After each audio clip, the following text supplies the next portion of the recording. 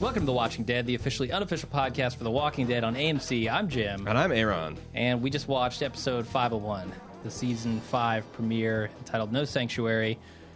What did you think? I, as you know, had fairly high expectations coming into this season. Mm-hmm. And with one episode in the can, I am extremely satisfied with the result. Good. Like, you know, this is just the show. I mean, there's two ways a show can be at its best, and this is one of those ways. To just be awesome? Action, but also some character moments paid off, like Tyrese's kind of annoying reticence to be a survivor. Carol being an ultra survival, and we just see that notch every season. We've tracked her all the way through and seeing her Rambo up. Seeing, you know, feral version of Rick. And then, like, just every time I think that, okay, well, the show's over, it's been a badass, they have another moment.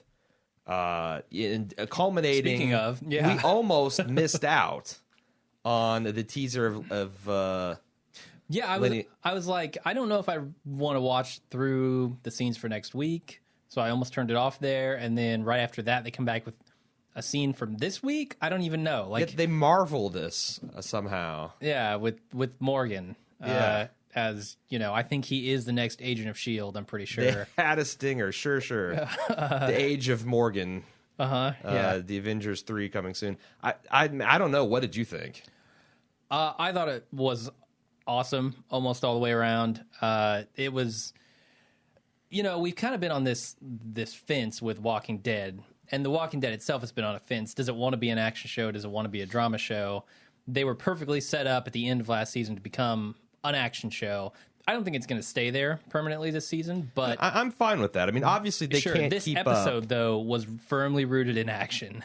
And I don't think they can keep it up, but I don't think they have to, too. I think they can they can take an episode to set things up, and I felt like that this, for the first time since season 1, felt like comic book pacing, like the way they introduced Terminus, the amount of episodes we spent there, and then and clearly we're not done with those people. Not quite. But I feel like somehow, I wonder if they had, instead of built a custom prison set, if they had just found one of the many empty buildings and kind of made it look like a prison that's in Georgia, I'm sure, just like every other state in the union. There's all kinds of abandoned buildings. Mm-hmm. And I wonder if they'd have felt the pressure to overstay their welcome there. You know, and it's like, are we going to look forward to that going forward, where they're just going to go really cheap on the settings and sets and go for broke on the special effects and the zombie stuff? I like, again, the comic book pacing was there. It was supremely entertaining way to wrap up the Terminus location, if indeed it's wrapped up. Sure. Yeah, I just can't say enough good about it. I was surprised to see how much exactly of Terminus was wrapped up. When I was watching the previews for this season, it seemed like maybe they were going to draw it out a little bit, but the explosion happened right away. Sure. The attack of the walkers happened right away. How much awesomer would that explosion have been had we not seen it? Like, if they had just hidden Probably that fireball awesome. In the trailer, it would have been an early... Yeah, it was slightly disappointing because I expected, like, a really, like, big event to happen around that. Sure. But it made a lot of sense the way they did it. Like, I loved that they had Carol shoot the fucking tank, and it didn't blow up. Like, the bullet was not the thing that blew up the tank. Scott Gimple watched a couple episodes of Mythbusters in the off-season. Learned a couple things. And then, you know, the rocket launcher was pretty fucking awesome. Yeah. No, Carol was just badass this episode. She was. I said on the thread on Facebook that she's basically Dutch from the Predator in this. Down to the camo and everything. She just was... And the Adrian Brody version, the less bulky version. And I'm so much more interested in the flashbacks to the Terminus folk and their origin story than I was in the way that they're doing this. Like, I feel like that they're going to open and close. My prediction is they're going to open and close a lot of episodes with these flashbacks as we're still involved with this group. Is that because of Mary's speech? Her name's Mary, right? Tasha Yar? Yeah. Does it have anything to do with the kind of speech she gave before? What do you mean? I mean, obviously, Carol shot her? this terminus was one thing; it became another. Yeah. And I think it's going to be instructive to see how this terminus group, largely put under the same pressures that Rick and his group has been put under, achieved a radically different result in morality. And as much shit as I've talked about Baby Judith, it tugged the heartstrings to see the big reunion montage. Yeah. I mean, Daryl and Carol, and then That was better. Like, Andrew Lincoln really sold the reunion with the baby and his. well, the baby was doing nothing to emote. I mean, come on, baby, step up your acting game. Yeah, but there's where you go, where a talented director, writer, and actor can carry a young talent. Literally, in this case, they just picked her up and carried her. I don't know. I mean, so Scott Gimple is the writer, Greg Nicotero is the director. Again, it seems like when they get two people that give a shit and know what they're doing, they have a superior result. And are you a little worried that a lot of the badass stuff we saw in the preseason trailers came from this one episode? Do you think that we're going to be a little bare bones in the rest of the episodes? I don't know. I mean, it's a short That's a fear I half have. season, right? It's basically a half season. It's 8 episodes. So it's shorter than a season of any other show. And it's like, I know that I've seen other stuff in the trailers, like Water Zombies, for instance, that could take up a significant portion of time, but is probably going to be an episode. I mean, if you have one, like that Water Zombies, it looks like it's a set piece. If you have one set piece of that quality that actually makes sense, you know, for that. I mean, that was the big problem with the tunnel set piece last year. Yeah. Very cool scenario scene. It just made no sense for the characters to be there. I mean, they were being herded in that tunnel as much as Rick and Michonne and Daryl and Carl being herded through Terminus with the gunfire. I mean, Sure, the Big Lots they're thing, just though. they're just using typewriters instead of rifles to do it. The guts from the ceiling, like hanging from your guts. Oh yeah, like from the ceiling. we don't ask for much, just stuff that makes sense between the characters. Yeah, And I am kind and of decisions interested. that make sense. I'm kind of interested to see because Carol seems dead set in not staying, but maybe she's been welcomed to open arms. I still kind of wonder how they're going to. She's got that watch. She picked up a watch, and she's got to give that back to Rick, right? So did you get the first guy that got his throat slit? I think, and there's several people had my back on the Facebook thread. Yeah. That is the gimpy hippie dumbass that Rick gave his watch to. Yeah, which- that they found in the house. Sure. And that ran off in an episode. Yeah. Sure. Yeah, I was thinking that when I saw him at first, but then when Carol picks up that watch from the room, I'm like, yep, that's him. Because who else would have the watch? Right on. So, I don't know. There was just no point where I thought these characters were making bad decisions, which has been a problem for me in the past with The Walking Dead. There was a couple of the Terminus people, like Well, that bat scene. like or the Turtle Man. You know, the guy who was just like sitting there and ineffectually backing away from the zombies. There was nothing wrong with any of his limbs. And that's the thing. He's just horrified. He's paralyzed by fear. You're talking about the bat scene. Talk about your problem with the bat scene.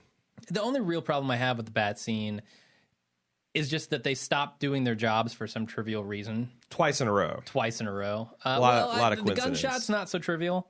Like I kind of Sure. can pass on that. You hear gunshots. If I heard gunshots outside my window, I would stop podcasting. What right I'm now. saying is Glenn survived a split-second death on Twice. two occasions on factors outside her control.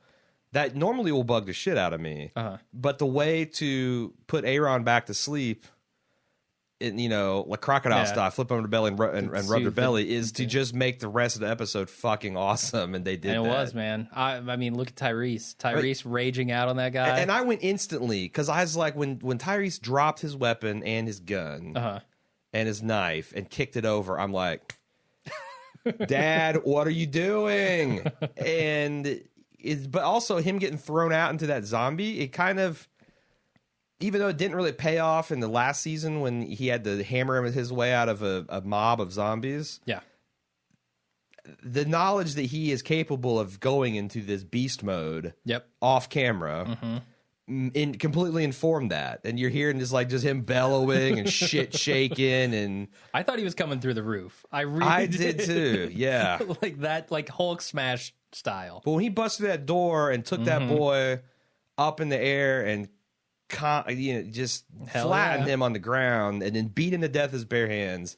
That's exactly what I wanted to happen because that guy, I forget what his name is, It doesn't matter. the chewing gum mouth, Yeah. trucker hat idiot. It doesn't matter. He needed to die. And he did, and I'm glad. And I feel like that, and again, putting Judith in jeopardy, that was cheap heat, but it really worked in this instance. Sure, they will go to that well again. I'm certain of it. So, how is it, in your opinion, The Walking Dead can get away with slicing open people's necks on camera in full view of everyone, but they cannot say fuck? Man, because that scene was brutal. Yeah.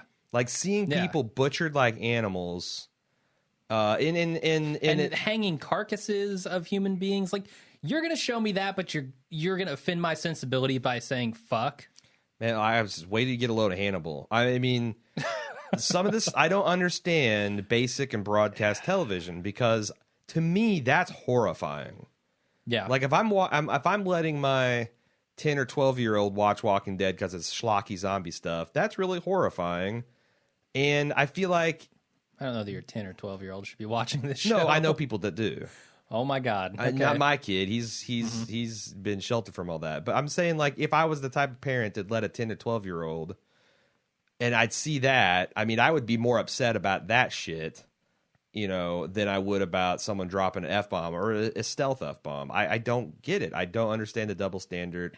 Yeah, F-bombs are not going to give your kids nightmares. I don't understand how horrific violence gets a free pass and mature sexuality and language is taboo. But that's shocking. that's the country we live in.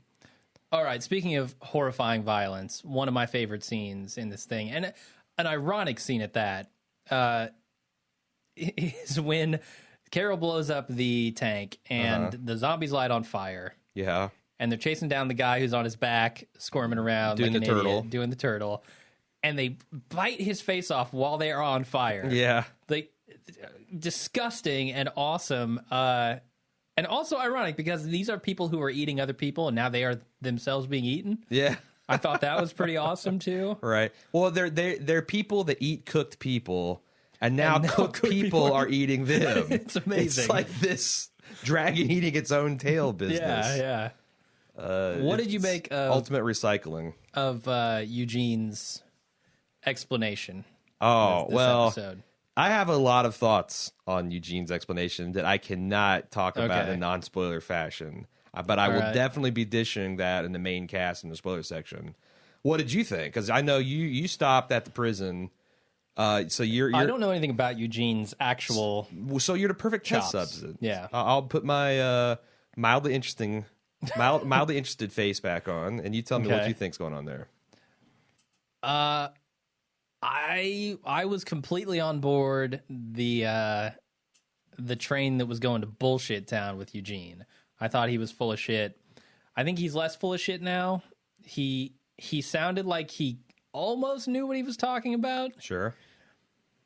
although he said it in a way that was very badass, as he himself points out Sure. in the episode. And so I'm thinking he could also still be bullshitting just because I thought of something badass that I wanted to tell you guys, and this is it. No, I think they're really walking a great. I'm very impressed with how well they're walking the tightrope with that character. Yeah. And I also thought, oh, they're going to show us him MacGyvering some escape here, which is going to make the audience feel a certain way. But then they didn't. No. It ends up so it's like now I'm back. I'm just really trying to because Kirkman et al. Are not afraid to rewrite to show history. Sure. So it's one of those things where it's like I got Schrodinger's mullet here. Is he going to be a badass? Until I open the box and see, I don't know. Yeah. If he's going to be a badass, he's going to be full of shit. And I think that's fun for me as a comic book reader. Yeah. And it also, his explanation of why he doesn't tell them kind of made sense, because if you were to Right. explain to me how you can load one disease with another disease and World War Z this shit, Like if a wouldn't get it. a Nobel Prize winning scientist Yeah. would tell you, here's how the DNA ribosome, you just Yeah. check out. Like there's nothing you can do, I think that's the reason why I believe him more now, because he basically said, "Look, I could tell you, but you wouldn't understand." And then I did tell you the broad strokes, and you Yeah. barely understood those. So, no, I'm really digging what they're doing with that character. Okay, I still think he's super annoying, but Sure. what are you gonna do? What? So this episode was structured a little weird. Mm-hmm. I'm sure we'll talk about it more after we've thought about it in the full cast. But what did you think about the now and then? Like I said, I love it. I am very interested in seeing, even though clearly I feel that all the Terminus people are awful people, I'm very curious to see how they became that way in a way that I wasn't with the governor at all. And the thing is, I don't know. I might have been more on board with the governor's backstory had it just been better.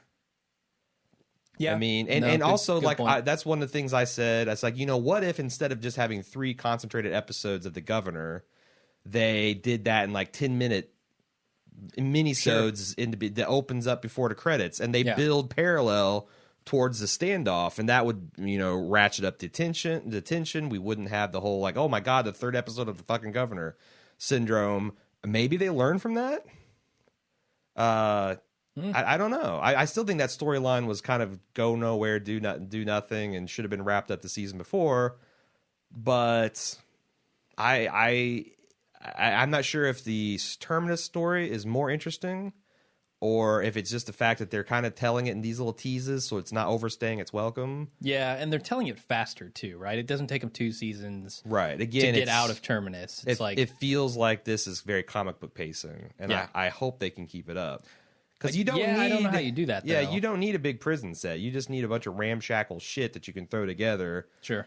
And find an abandoned super target building, and boom, that can be your DC super bio lab thing or whatever you need in the future. I mean, there's tons of different things you can do and ways you can save budget and not be because I think that's a great thing about the Terminus set. It was just an abandoned fucking train yard thing that you can still to this day go and see, and it looks exactly like it does on film. Yeah, I went over there and took a look at it. It was cool. So to me, that's great because it obviously the investment of renting that from whoever owned it was such that AMC felt like they could have 4 or 5 episodes take place there and then blow it up and move on. And I think that's great. I think that's the way this show needs to succeed. Definitely. I don't know what else. There are some spoilery things I want to get into Same here. with Eugene and some of the then stuff, but that'll have to wait for the full cast. What else did you want to talk about with this episode right now? I just how impressed I was with Carol. Okay. Yeah. It was also kind of subversion of expectations because when they opened up and everybody's like turning their belt buckles into Wolverine claws, that was fucking cool. And getting zippers sharpened and I'm like, oh, this is going to be badass. And then they flashbang slash gassed and I was really thinking when they had everybody and they started slitting their throats like hogs, I'm like, I don't see how they get out of here without me rolling my eyes. Yeah, and they did it. And bravo. Mostly, yeah. Mostly, but for me, mostly. Yeah, it wasn't a total like, oh yeah, this is point A to point B, and I'm digging it. But it wasn't like fuck that. Those people never would have gotten out like that, right. Which it has been in the past. So yep. No, again, the end result was very impressive, and I liked it a lot. How long do you think they're going to let Daryl and Glenn's hair get, and Rick's hair for that matter? Is it going to be like the guy that comes out of the train car at the end? I've got a spoiler take with that because I don't. There's if you follow The Walking Dead, the comic, a story like a star cuts his hair is big news. Sure, yeah, and there's been that's a few the kind of shit we don't care about, but that also kind of maybe informs your understanding, and I think that some people consider that a spoiler. Okay, so. My God, did Glenn cut his hair? Oh, fuck. Is Daryl's hair now out of his fucking eyes, or is he going to continue like the sheepdog from the Warner Brothers Looney Tunes? Pretty soon he's going to like blow it out of his eyes before he takes each shot. Okay, one more question for you. Okay. The question that I think is definitively answered in this episode, but tell me if I'm wrong. Are the Terminus people cannibals? We never actually saw them eat a person. That is true. They could just be running like, the human body style exhibits and charging apocalyptic bucks for that. or they could be medical students trying to learn more about anatomy That's so they true, can be yeah. better medics. Maybe they're just trying to cure the disease. They could be. I mean, dry aging human meat is Sure. something you would do if you were trying to understand. Yeah, that makes it show up under the slides better. Yeah, certainly. They're fucking cannibals, right? Yeah, we they're- speculated on it throughout the off season. In graphic style. Yeah. You know what was interesting too is like when they had Rick coming in, his consciousness kept fading in and out and blurring, and every time you almost get a clear view of them actively butchering the bodies, it would go blurry. Yeah. But you can show a human torso on a meat hook, and you can show people getting their throat slit. Yep. So I guess the censors are like, you can't actually show a person being butchered.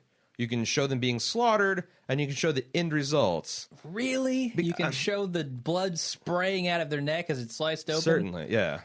That was horrifying to me. Yeah. Another really It was like horrifying assembly thing. line box cutter, if you know what I mean. Yes. He's like the Henry Yes. Ford episode of Box Cutter. It's like, oh, we can mass produce this shit. They weaponized their weapons. There was also another horrifying thing there is they had a bin. They had several bins lined up along Right. the wall for one said burn, one said feed, and one said something else that I didn't catch because it was too blurry at the time. I think That's it's kind of clean. horrifying. Like they're Burn, cutting up the parts and throwing them into these yeah, different bins. burn, clean, eat. Ugh. Yeah, So that's horrible. Also, there's a room full of candles in this thing, I'm sure there'll be other things to talk about in the full podcast. I'm just going all out with this. I was about to be like, what the fuck? Is there a Bed Bath and Beyond? Is there a Yankee Candle Store? What? And you're like, you know what? Yeah. They're probably making it out of human fat. Probably. And I was like, oh yeah. shit, you're right. It's disturbing, but They're just Mary's just full-time rendering fat and making tallow Ugh. candles, just like at Old Settlers. yep, that's what I think happened. Yeah, good take. You're a horrible man, Jim Jones. They need to hire me. All right, I think that's it, right? Yeah. Nothing We'll else have the to, full cast out on the Tuesday. And you can send the feedback to watchingdead@baldmove.com.